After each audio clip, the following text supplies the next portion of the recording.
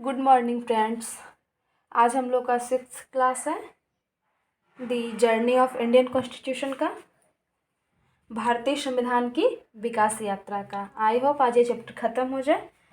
फिर कल हम आप लोग से बोले थे कि कमेंट्स में बताइएगा कौन सा नेक्स्ट ये चैप्टर स्टार्ट करें, बट आप लोग बताए नहीं, तो हम लोग कल दूसरा चैप्टर स्टार्ट कर लेंगे। जो भी हो, आज हम लोग इसको ख़त्म कर देते हैं, ठीक है। दी जर्नी ऑफ इंडियन कॉन्स्टिट्यूशन, तो स्वतंत्र भारत का पहला मंत्रिमंडल 1947 आज हम लोग का टॉपिक है। तो कल हम लोग क्या पढ़े थे, 46 वाला पढ़े थे, अंतरिम मंत्रिमंडल, अंतरिम सरकार की जो गठन हुई थी उसका उसको पे हम लोग चर्चा किए थे, और आज हम लोग का ये टॉपिक है। तो बहुत सारे पद था जो समान हो गए, और बहुत सारे का मंत्रालय उनसे लेके किन्हीं दूसरे व्यक्ति को हस्तांतरण कर दिया गया। तो चलिए हम लोग उस पर जल्दी जल्दी से एक नज़र डाल लेते हैं। क्या है, जवाहरलाल नेहरू को कौन सा पद मिला था, तो वो प्रधानमंत्री बन गए थे। ये जो जवाहरलाल नेहरू थे ये कौन बन गए, पीएम। स्वतंत्र भारत का जो पहले पीएम थे वो कौन थे, जवाहरलाल नेहरू। सरदार वल्लभ भाई पटेल जो क्या बन गए, गृह, सूचना और प्रसारण मंत्रालय, राज्यों के मामले में। क्योंकि सरदार वल्लभ भाई पटेल के बारे में कल हम आपको बताए थे ना कि उनको एकीकरण का कहा जाता था। एकीकरण नेता कौन है, तो सरदार वल्लभ भाई पटेल के सारे राज्यों को वो एक करके केंद्र में मिलाने का काम किनका था, उन्हीं का था। तो उन्हीं के पास रह गया, सरदार वल्लभ भाई पटेल के पास जो था। 46 में भी क्या था, गृह, सूचना एवं प्रसारण मंत्रालय, और यहाँ भी वही रह गया, गृह, सूचना एवं प्रसारण मंत्रालय, राज्यों के मामले में। और राजेंद्र प्रसाद जो हो क्या हो गए, खाद्य एवं कृषि मंत्री बन गए। राजेंद्र प्रसाद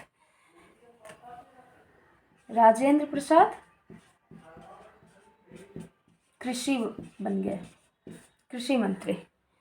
और मौलाना अबुल कलाम आज़ाद शिक्षा मंत्री बन गए। और ये आज़ाद जो थे वो क्या थे, पेशे से एक शिक्षक थे। तो यहाँ पे इनको क्या बना दिया गया, मौलाना अबुल कलाम आज़ाद को शिक्षा मंत्री बना दिया गया। डॉक्टर जॉन मथाई को रेलवे एवं परिवहन मंत्री बना दिया गया। जगजीवन राम को श्रम मंत्री, वो जो 46 का जो अंतरिम सरकार गठन किया गया था उसमें भी जगजीवन राम श्रम ही थे, और 1947 में भी जगजीवन राम श्रम मंत्री ही थे। सरदार बलदेव सिंह उसमें भी रक्षा मंत्री थे, 46 वाले में भी, और इसमें भी रक्षा मंत्रालय ही उनको सौंपा गया था, सरदार बलदेव सिंह को। डॉक्टर बी आर अम्बेडकर कौन है, ये डॉक्टर बी आर अम्बेडकर को कौन सा मंत्रालय दिया गया, विधि मंत्रालय। और राजकुमारी अमृत कौर को स्वास्थ्य मंत्रालय। और ये हम लोग का क्वेश्चन भी आता है कि भारत की कौन ऐसी पहली महिला है जो कैबिनेट मंत्री में मंत्री रही है। कैबिनेट मतलब केंद्र की पहली महिला मंत्री कौन थी, केंद्र की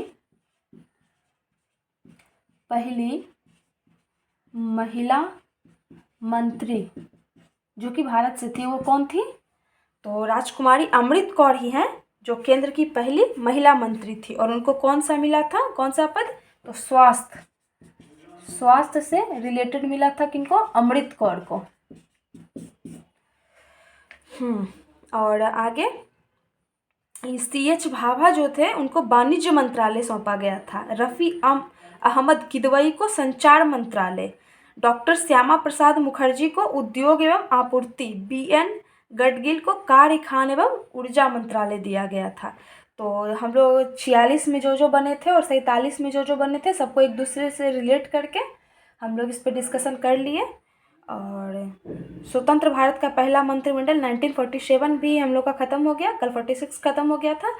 और आज हम लोग ये जो चैप्टर है इसका जो अन्य तथ्य है, मतलब जो इतना दिन से हम लोग पढ़ रहे थे, जिस पर डिस्कशन कर रहे थे, तो अब क्वेश्चन का टाइम आता है, तो हम इस पर जो मेन पॉइंट है वो आज हम उस पर चर्चा करते हैं। जैसे रेगुलेटिंग एक्ट था, वो क्या था कि 1773 में रेगुलेटिंग एक्ट की स्थापना हुई थी, और 1774 में इसमें क्या हुआ, रेगुलेटिंग एक्ट का काम पूछेगा आपसे 1 वर्ड में कि आप रेगुलेटिंग एक्ट का काम बताइए 1 वर्ड में, तो आप क्या बताओगे कि 1774 में कलकत्ता में सुप्रीम कोर्ट की स्थापना हुई थी। 1774 में सुप्रीम कोर्ट की स्थापना हुई थी, किसमें, 1773 के रेगुलेटिंग एक्ट के थ्रू। अच्छा, और इसके मुख्य न्यायाधीश जो थे वो कौन थे? इसके प्रथम मुख्य न्यायाधीश एलिजा एम्पे थे। एलिजा एम्पे सुप्रीम कोर्ट के प्रथम न्यायाधीश। और ये जो भारतीय परिषद अधिनियम 1909 था, इसका जो वन वर्ड में आंसर होगा ये क्या होगा? तो मुस्लिम समुदाय के लिए पृथक निर्वाचन मंडल।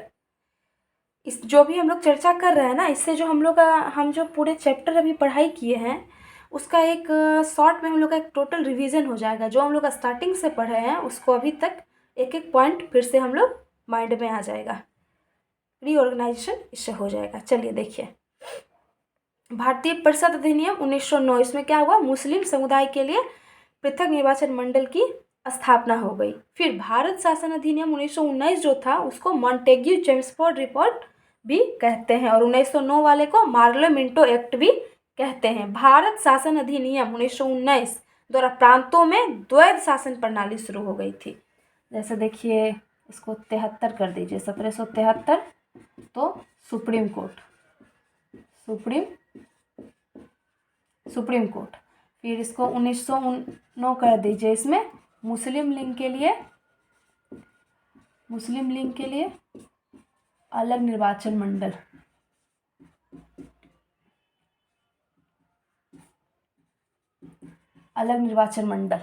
और 1919 कर दीजिए तो इसमें क्या हुआ? द्वैध शासन की स्थापना। तो ये सब क्या हो गया? हम लोग का वन लाइनर क्वेश्चन हो गया। जो जितना हम लोग डिस्क्राइब करके पीछे पढ़े हैं विस्तृत रूप में, उस सब का हम लोग एक एक लाइन में आंसर ऐसे दे सकते हैं। तो 1919 में क्या हो गया? प्रांतों में द्वैध शासन तो आया कहाँ पे? प्रांतों में द्वैध शासन हो गया, और इसको मॉन्टेग्यू चेम्सफोर्ड सुधार कहते हैं और इसको मार्ले मिंटो सुधार कहते हैं। अब हम लोग का आगे कौन सा आ गया? भारत शासन अधिनियम 1919 द्वारा लोक सेवा आयोग का भी गठन किया गया। ये था इसमें लोक सेवा, ये प्लस लोक सेवा आयोग का भी गठन किया गया 1919 में। अब आया भारत शासन अधिनियम 1935। इसमें क्या हुआ? भारत में संघीय शासन प्रणाली व्यवस्था की शुरुआत हो गई। केंद्र में द्वैध शासन, यहाँ जो था प्रांत में द्वैध शासन, और जो 1935 आएगा इसमें केंद्र में द्वैध शासन आ गया।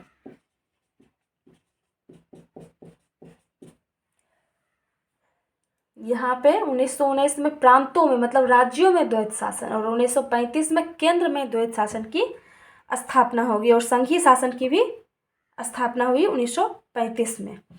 लॉर्ड मिंटो को सांप्रदायिक निर्वाचन का जनक कहा जाता है।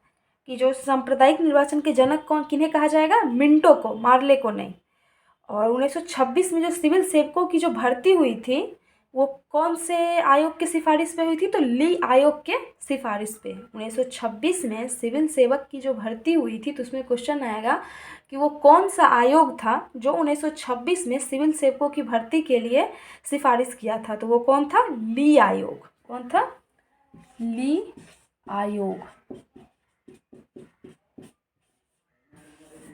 आयोग।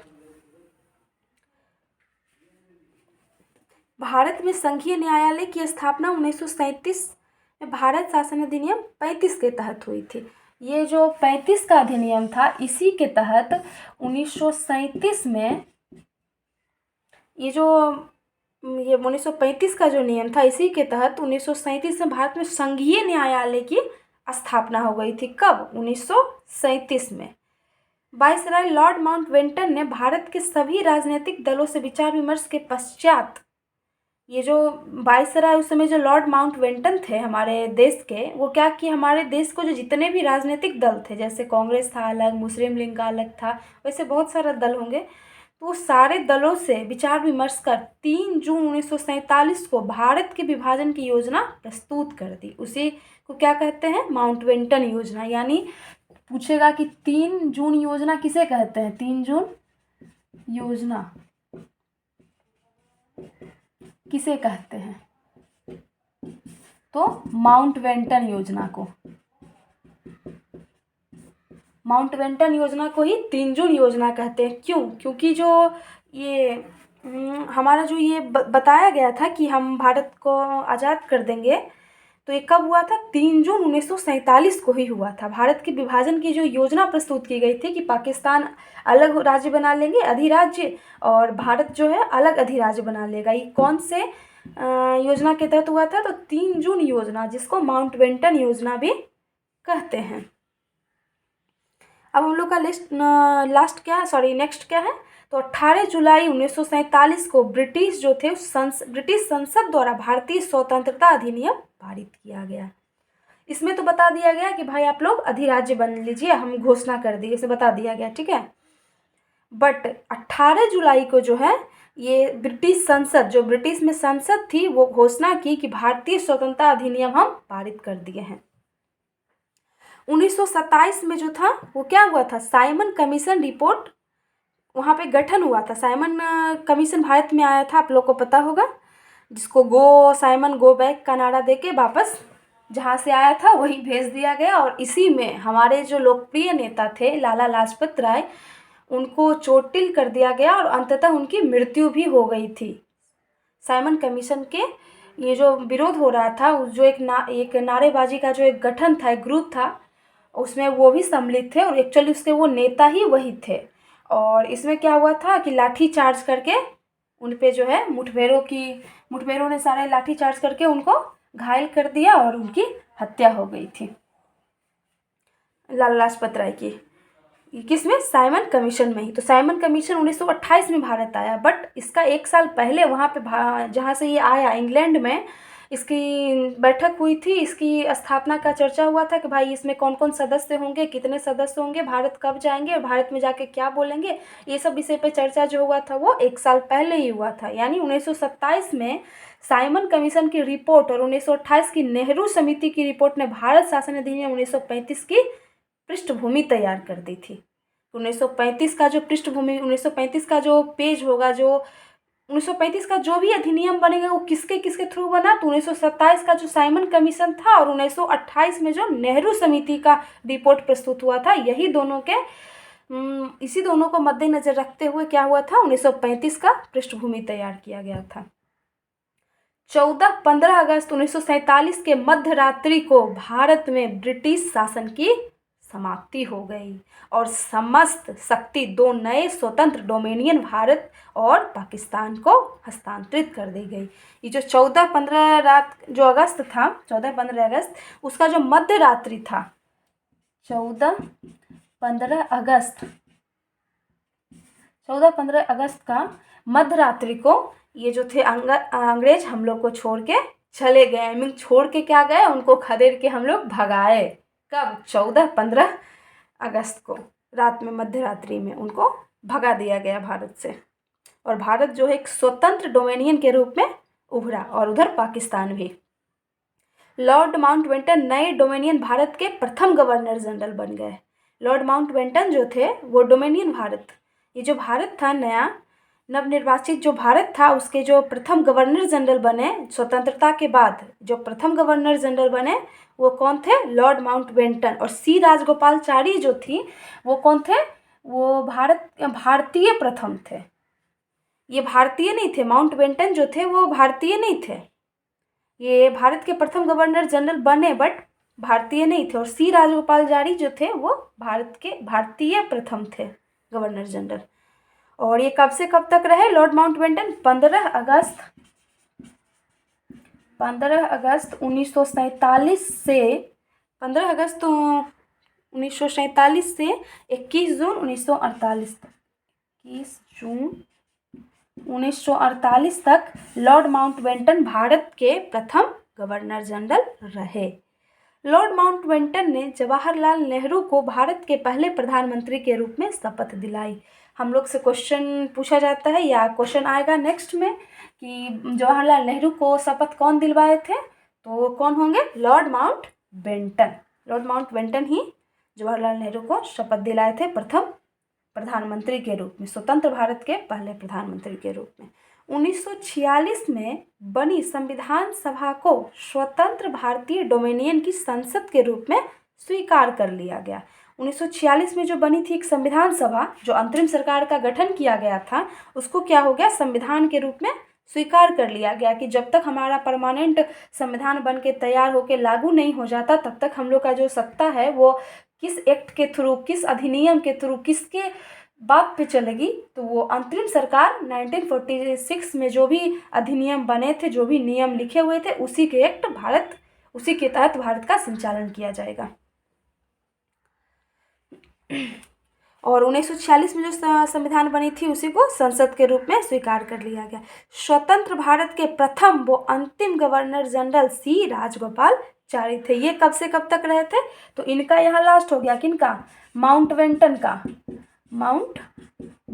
और स्टार्ट उनका हो गया किनका, राजगोपालचारी का, जो कि प्रथम भारतीय थे। यानी 21 जून 1948 से किनका स्टार्ट हो गया, राजगोपालचारी का स्टार्ट हो गया। और लास्ट कब तक चला, आई मीन वो कब तक इस पद पे बने रहे, तो 26 जनवरी 1950 तक, 26 जनवरी 1950 तक वो बने रहे। 26 जनवरी 1950 को क्या हो गया कि गवर्नर जनरल का जो पद ही था उसी को कैंसिल कर दिया गया, कैंसल। और उसके बाद क्या हो गया, राष्ट्रपति के पद को ग्रहण कर लिया गया। और तब से लेके आज तक हमारे भारत में राष्ट्रपति के पद का निर्वहन हो रहा है, ना कि गवर्नर जनरल का। गवर्नर जनरल का पद का समाप्ति कब हुआ था, तो 26 जनवरी 1950 को, जिस दिन हमारा संविधान लागू हुआ था, उसी दिन गवर्नर जनरल का पद समाप्त हो गया और राष्ट्रपति का पद स्टार्ट हो गया। और स्वतंत्र भारत के पहले राष्ट्रपति कौन थे, राजेंद्र प्रसाद, डॉक्टर राजेंद्र प्रसाद, जो कि पटना से बिलोंग करते थे। तो हम लोग का ये चैप्टर खत्म हो गया। स्वतंत्रता पूर्व गठित अंतरिम मंत्रिमंडल भी, स्वतंत्र भारत का पहला मंत्रिमंडल 1947 भी। अब इसका क्वेश्चन बचता है, तो चलिए 5-6 क्वेश्चन भी करके फिर चैप्टर को खत्म करते हैं। जैसे था, किस वर्ष रेगुलेटिंग एक्ट 1773 के तहत कलकत्ता में सर्वोच्च न्यायालय की स्थापना की गई थी, तो इसका आंसर क्या होगा, 1774। किन अधिनियम द्वारा कंपनी के व्यापारिक एकाधिकार को अंशतः व पूर्णतः समाप्त कर दिया गया। क्वेश्चन को ध्यान से सुनिएगा, अंशतः मतलब हम आपको पीछे पढ़ाए थे कि चाय और चीनी का छोड़ के बाकी सबका एकाधिकार समाप्त कर दिया गया। चाय और चीनी को छोड़ के, कौन से अधिनियम में, 1813 के अधिनियम में। और 1833 का जो अधिनियम था उसमें चाय चीनी को भी समाप्त कर दिया गया। यानी क्या हो गया, अंशतः 1813 और पूर्णतः 1833, यानी इसका आंसर 1813 वो 1833 चार्टर अधिनियम होगा। किसकी अध्यक्षता में प्रथम विधि आयोग का गठन किया गया था, तो लॉर्ड मैकाले की अध्यक्षता में। तो इस टाइप का बहुत सारा क्वेश्चन है। तो हम लोग का चैप्टर समाप्त हो गया। तो आप लोग देखिएगा क्वेश्चन बना के, क्वेश्चन बनना चाहिए। चलिए, थैंक यू।